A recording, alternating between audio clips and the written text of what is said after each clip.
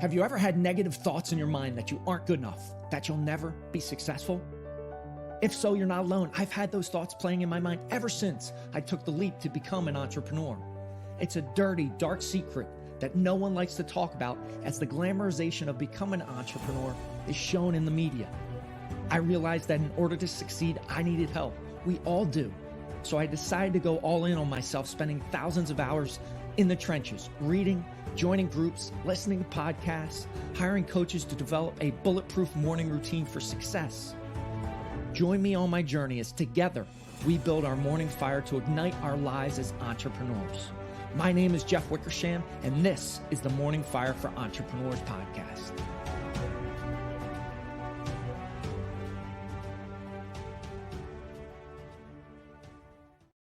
Welcome to the Morning Fire for Entrepreneurs podcast. I am pumped up, excited to have Jeremy on the show today. Jeremy, welcome to the show. Oh, thanks for having me. Great to be here in your presence, my friend. All right, so let's get into state right away. Let's get those 3 power breaths in. We're going to breathe in through the belly, up through the chest, raise our hands above our head. Go ahead, breathe in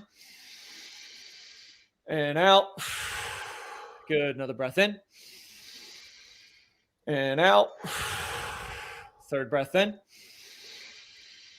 and out. All right, now we got that power boom coming in 3, 2, 1, and boom. Boom. There you go. Appreciate you playing along. Jeremy and I are well connected, so he knows what we're going to get into. And I always start with that morning habit ritual, and I'm going to ask it a little bit differently since Jeremy is actually a part of my Kings of Sparta mastermind. You know, what was your morning routine before, and then what have you tweaked since you've been in the group? Yeah, I mean, to be honest with you, I didn't have much of a morning routine. I would do some exercises in the morning to kind of get the blood flowing. But until I joined up with you, met you, 4 months ago now, it was kind of just that, and talking about my morning routine now, I can't really talk about it unless I talk about the evening routine as well, because that kind of sets the stage for the morning routine to kind of get me going. And I think if you can't unwind at night and really kind of focus on what you're grateful for. So I always do my 5 gratitudes before I go to bed.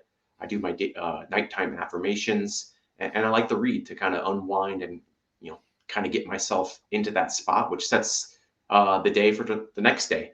And in the morning, I'm like you, a glass of water. I do my daily affirmations. I get my workout in, 8-10 minutes, and then I do some morning reading. And I'll leave it out there because I'm a prime example. I have 4 kids under the age of 7. It's chaotic in the Blubaugh household. It's fun, but it is chaotic. And what I mean by that is you got to be flexible with this morning plan once you make a commitment to it, because stuff's going to come up. And if you really focus on those fundamentals and, stick to it, if your kid comes in screaming, like sometimes I have to go make them breakfast or fill up the water, like breathe in, take a breath, go take care of the issue and get back at it and get yourself in that mindset. So I guess where I'm going with that, Jeff, is 4 kids at home under the age of 7. We're in a chaotic household. If I can do it, I think anybody else can kind of find that morning routine to be successful, to set their day up for success. Love it. And I love how you talked about the nighttime routine, because I think that is such a piece that people miss. They're not intentional about, one, celebrating what they're grateful for or a success of the day. And too many times it's beating ourselves up over and over again for what we didn't accomplish. And when you do that, that's what the mind is fixating on while you sleep. So listening, watching live, just think about that. Right? What you think about at the end of the day, then your mind is marinating on all day long. And then love how you brought up 4 kids under the age of 7. If you can do it, anybody can do it. And that's absolutely true. So love that. So let's, if you would, for the audience, share a little bit about your entrepreneurial journey. And then I know we're going to get into, wowing clients and prospects and how to really make personalized outreaches. Yeah, so I was in corporate America pretty much from the day I graduated college until late last year. I didn't get the entrepreneur itch until about 2016, Jeff. And it all came about. I read a book called Giftology by John Ruhlin. If you haven't checked out his book, check it out. It's all about how to use gifts to kind of set the tone, to build relationships, to build trust. But he does a lot of high-end gifting, $1,000, $2,000 gifts. He actually just did a video on LinkedIn where I think he did a $25,000 gift. Wow. That's out of a lot of people's leagues. And I came from an industry where if you spent $100 on a gift and went a penny over, you were fired. It's $100 gift limit per client. You can't go over. There's stringent rules on that. And so I started kind of thinking about, how can I use gifts not only to wow clients and prospects, but also how can you actually wow your current clients? And I didn't really get that burning desire to be an entrepreneur until I actually did what John Ruhlin taught me in that book for 3 to 4 years. And now it's a full-time business and it's going phenomenally well. At the end of the day, I tell people we use the art of personalization to create wow moments that help you open more doors or create what we call referable moments, moments that clients remember that say, hey, man, my financial advisor, who are my main clients, man, they know a lot about me. And not only they know a lot about me, they really care about me because look what they just did for me. Okay. So you were in corporate America, you read a book, kind of got this idea, saw a gap missing in Yep, the correct. space you were in. Explain a little bit of the transition there of when did you make the leap? Yeah, so sometimes we're forced to make the leap. Corporate America said they no longer needed me in 2019. So I actually kind of started building the infrastructure for CoinFlip Marketing back in July of 2019. I Okay. did take another corporate job, but I knew probably May or June last year that that job was going to come to end. And I kind of quit working and really started building the infrastructure of CoinFlip Marketing, creating my client list, creating what I'm going to do, how I'm going to build it. So it's been over a year and a half since I've really kind of been full blown business, but that's how it all started. Is I corporate America said you don't need any more. I wanted to do this, so I did it. And sometimes people always talk about, well, I don't know how I'm going to make that leap. Sometimes it's just forced upon you. And luckily I had an idea what I wanted to do, but I think I'm a prime example with an idea. If you have the right execution, the right goals, the right game plan, it can come real quick. Love it. And now CoinFlip Marketing. And Mhm. I know you like to talk about flipping the odds of your favor within outreach. And I know this has had an impact on what I do because there is a lot of, let's say, noise out in the marketplace and Mhm. just static canned messages that go out. Explain a little bit about what how you flip those odds in your favor and how you've gotten such a high response rate back on your personalized outreaches. Yeah, we all get them. I'm assuming you have some type of C-level executive on your link profile, and that automatically clicks like a flag, right, to any type of outreach. So I'm sure you get spammed all day long in your inbox with the same message, irrelevant most of the time, right? I get messages about me growing my HR department.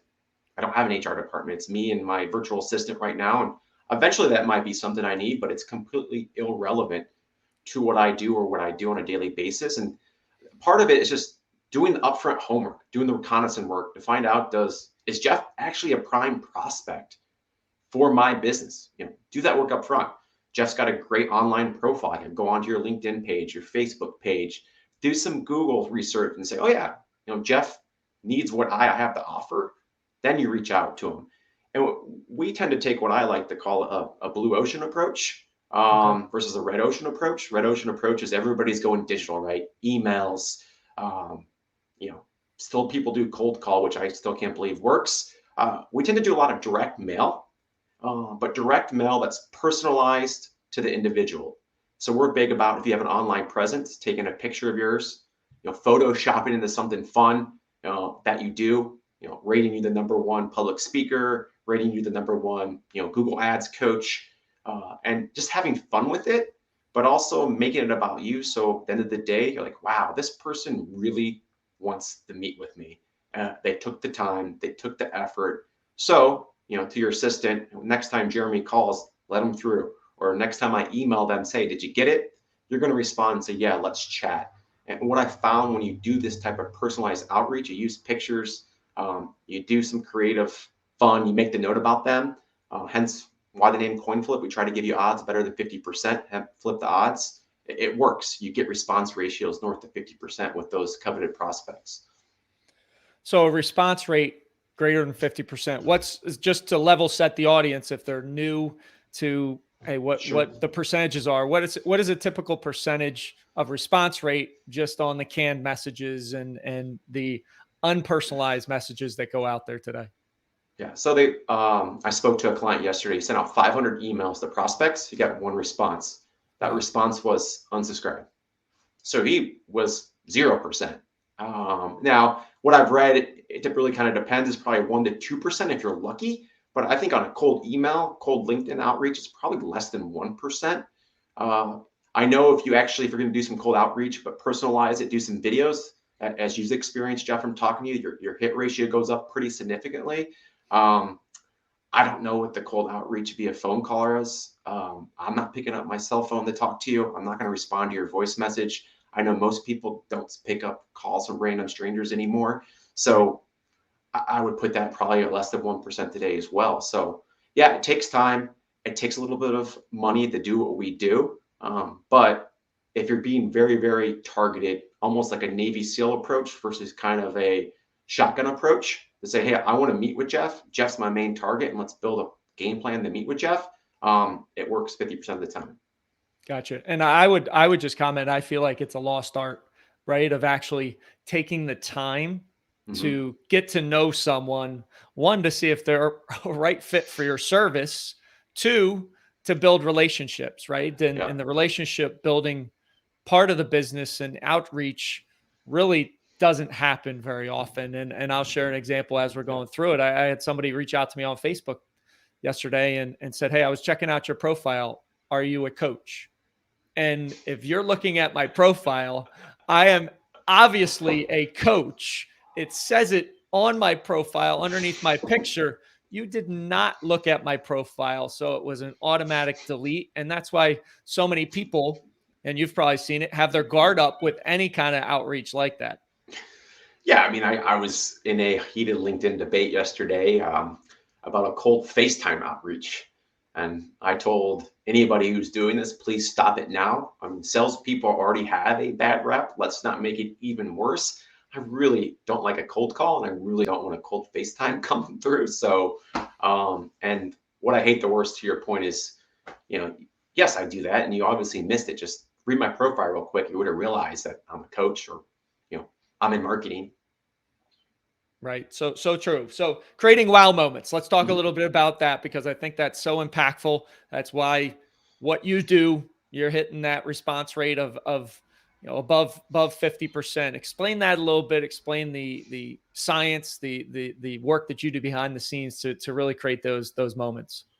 Yeah, I mean, I think it really comes down to why a wow moment works, and I call it the USP effect. I can't Okay. say UPS because that's trademarked by a big brown truck. So I went with USP, and it's unique, it's surprise, and it's personalized. Okay. So when you can hit those three trifactors, you can really stand out from the crowd. So think of your typical prospect. To your point, Jeff, people are probably getting, I think I read like over 200 emails a day. If you're going after a C-level executive or a senior manager, probably double those types of email outreaches. The chance of breaking through in a cold email are pretty slim. But if you flip the odds in your favor and do what we do, all of a sudden at the office or at their home, if you can find their home address, a nice box comes in. You open it up, it's packaged with a purpose. There's a card with a picture on there saying, hey, voted #1 manager in Pennsylvania. He opens it up, it's a picture of the 76ers because he's a big 76ers fan, or whatever we can find about that individual. And inside the box is a gift based off what we found about them.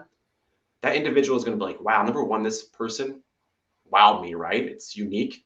It was a surprise, right? He didn't know it was coming, and it was personalized. Like, this person took the time to research me to find out that I'm a target for his business. So those are really the three characteristics. It's got to be unique, it's got to be surprised, and it's got to be personal. And I love the piece of the personalization because people at the end of the day want to know you care. And Yeah. so many people are just running at numbers without that specific, I think you mentioned like Navy SEAL laser approach. Yeah. Hey, this is the target. And then people feel like they are just numbers. And Yep. we want to feel that the other person cares about us. And if they do, we'll reciprocate that caring and we'll have that conversation. So Yeah. And it goes to just that's from a prospecting standpoint. Even on a client standpoint, mhm, a lot of people do and this is a strategy from John Ruhlin's book, Giftology. He actually, starting about this time this year, doesn't send a gift until after Christmas or after the holiday season because it gets lost in the noise. A Gotcha. lot of people will send generic holiday gifts that don't stand out. It's not unique. It's not surprise. It's not personalized. So imagine, say you're my best client, Jeff, maybe May 1st next year, all of a sudden, Jeff goes out to his mailbox and there's this package from me with the fact that I've photoshopped your picture into the morning fire routine, voted you the #1 coach, and you open it up, it's a book on coaching on how to take your practice to the next level or whatever I decide to send you. And Right. you're like, wow, man, Jeremy really cares about me. And #1, it's unique because the card's unique. It's about you. You weren't expecting a gift on May 1st, because it's nothing special about the date of May 1st unless it happens to be your birthday. And it's personalized. It was about you. Everything is about you. And it just, 99 out of 100 people just aren't going to take the time to do that type of outreach to wow their clients. That you talk about being different and separating yourself from the pack. Yeah, you're going to do that quick. Yeah, I love the piece around the holidays, not sending a generic gift because it's going to get lost in the noise. You're basically flushing money down the toilet if you do that, right? Because there's going to be little to no impact. 2, having it arrive through the mail. I mean, what do we usually get in the mail? Bills, right? So anytime you get a gift that stands out from the Pact because you're okay. What's this bill showing up today? What's this piece of mail that is irrelevant? So it definitely has an amazing impact on those individuals. I would Agreed. also I would also say, to your point, sorry to interrupt you there, Yep. Not only in the prospecting piece, but how do you continue to nurture and wow your client so the lifetime value of that client continues to go on and on, right? And that I would say is a lost art as well. Yeah, so we've talked a lot about just being strategic with gifting. A wow moment doesn't have to be a gift. I do love gifts, and I think they can take that relationship to the next level. It helps build trust a lot quicker. But take my ideal client, their financial advisors. A wow moment can happen from the minute that client walks in that office to the minute that client walks out of the office. And 3 quick examples from that standpoint. Take it in. I'm walking into that financial advisor's office. I walk in, and on the big screen, it says, "Welcome, Jeremy and Myling," who's my wife. So glad to be here. Maybe has a picture of us on the big screen from one of their client events they did this year. Like, bam, right there. Like, they took the time. It took 5 minutes. Heck, the financial advisor's probably not even doing it. It's assisted doing it. It's up on the board. You've already felt welcomed, right? Mm. What if you train your assistant to say, "Hey, Jeremy, Myling, how's Calhoun, Leo, Corin, Bowden doing? I know Calhoun just started 2nd grade. How's that going?" Just knowing those little types of details across the whole team to ask about names. Names are very, very powerful. It shows you care. Another way, I'm a big coffee drinker. My favorite drink from Starbucks is an iced latte with 1 pump of vanilla. What happens if I walk into that conference room or when I walk in, the assistant hands me, "Hey, Jeremy, we know you love Starbucks. We brought this for you." A little touch. It costs $4.95, I think $4.94 from Starbucks to get me that drink. A beautiful touch to deliver to me. Or if you want to even take it up a notch, have that. If I'm one of your best clients, have maybe coffee mugs with my name and Myling's name on it, sitting on the coffee room table with water. And every time I come in, you use those coffee mugs. So there's just little types of things that I try to teach my clients that you can create a wow moment throughout the whole process. And one more example. So eventually I'm going to leave that office, right? Obviously pre-COVID, I met with my financial advisor face-to-face, probably 2, sometimes 3 times a year. Okay. That's 3 hours out of how many hours are in a year.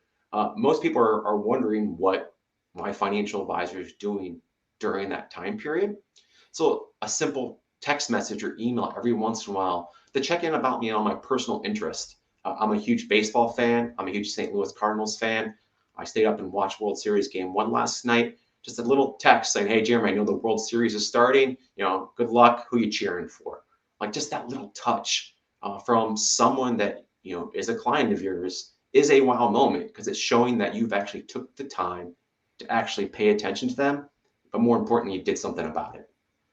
All right. I love those examples you just laid out for an Yeah. existing customer experience. If you're going to an office, if you have, a brick and mortar location, I mean, capturing that type of information, having it, and just going that little extra piece, little extra mile that can make such a world of difference. And again, you as a client know that the person you're working with cares about you because they've captured that information. They remember it. They're putting it there. They're going through that effort and the process of creating those moments that make you feel like that you matter at the end of the day. And Yeah.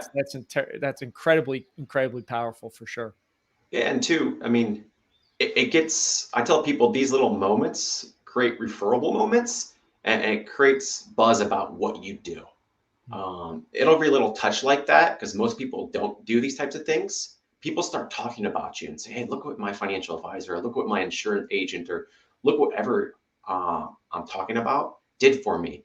And that person's mind starts to think that they're talking to, like, my financial advisor doesn't do that for me. And Right. it starts creating a buzz about what you do that separate yourself from the pack.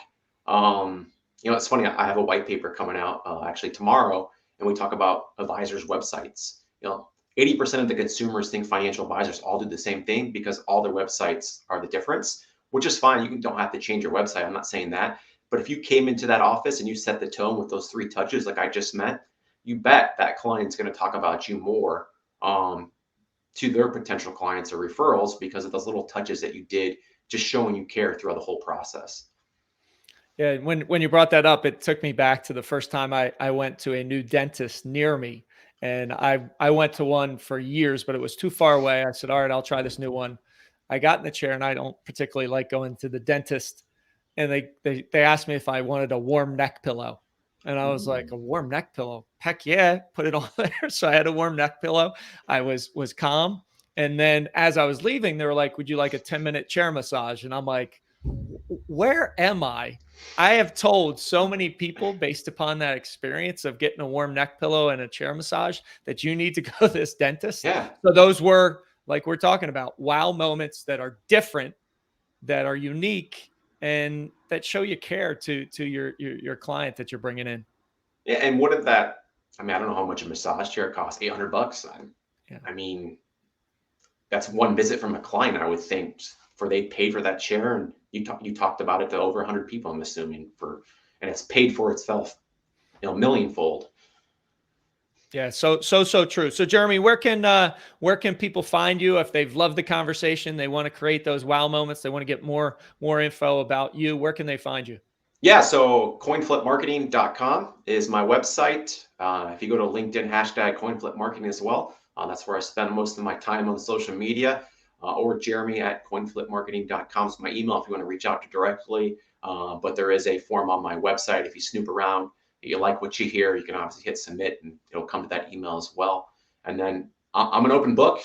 I'll give you my cell phone number. It's 574-360-3431. Please, just no cold FaceTime outreaches. Great, man. That's how you can reach me. Appreciate you being on the show. Yeah, thanks so much. Thanks for having me.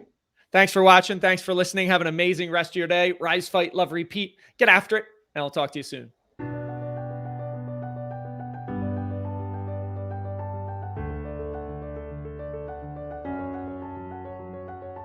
Thank you for listening to the Morning Fire for Entrepreneurs podcast. You now have the knowledge, but without action, knowledge is useless.